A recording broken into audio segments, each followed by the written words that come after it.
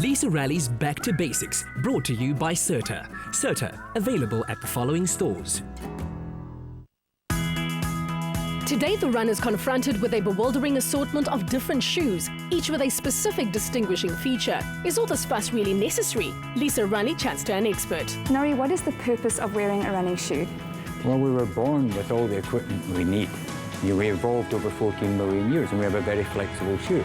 So our foot, we need a shoe that's going to protect us and cushion us against the sort of surface and terrain that we're running on now, and the distances, obviously. Nori, is there a type of shoe that hinders your running style?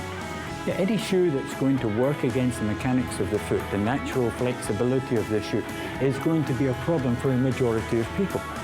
And something that is, rigid or not flexible is going to work against the way the shoe is there. There is a place for these sort of shoes, but generally speaking, you're looking for something much more flexible than that to match the mechanics of the foot to allow you into the correct running style. So what is your stance then on something like this, a barefoot running shoe? It's an excellent concept, and of course this is where we started, the 14 million year evolution. But the problem is it's not for everyone. And of course, if you're used to using something that has a high heel and a low midsole, and then you go into this, you're going to get injured. So there has to be a gradual transition down from that. And a lot of people are getting caught up in this without going through the transition. Injuries. And then if I wanted to run on different terrain, so sometimes you're doing a trail run, sometimes a beach run, sometimes on the road, should I be looking at a different shoe for each one? Absolutely. You can see that there are specifics. For instance, this has a very good off-road type shoe, whereas if we use this, and this is one of my favorites, there's very little grip here. If you're looking at beach, then sure, hard sand beach, fantastic. Is it true that you should be running in a pair of shoes that's one size bigger than your regular shoes?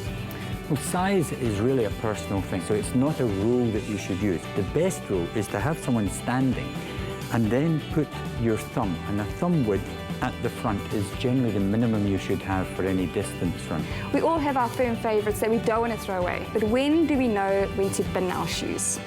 Well, for women, of course, it depends on the colour, doesn't it? Yeah. No, more seriously, shoes actually don't wear out as fast as people say. I have some shoes that date back to 1986, and I still use them. But the point is that it's about the protection and the cushioning. So when you feel that you've lost that, then it's time to get rid of the shoes and look for a new set. You work with so many different brands. Are the manufacturers of the shoe important? Manufacturers are all good. It's not the manufacturers, it's the style of shoe to suit you. And you've got to find something that actually works for you. At the present time, I'm looking for things that are cushioned, flexible, and have a bit of torsional resistance. For me, this is a great shoe. But for you, it might be slightly different. Manufacture isn't important. Style and enhancing and making your running style more efficient is what it's about. Cool. I'll take some of these. Thank you very much. Many years ago, Comrades runners were equipped merely with a comfortable pair of tackies. To make new inventions work for you, spend some time making a choice. That age-old saying, if the shoe fits, wear it, couldn't be more false when it comes to choosing the correct running shoe. So next time it's your turn to get a new pair, make sure you get expert advice. Stay with Expresso and SABC3.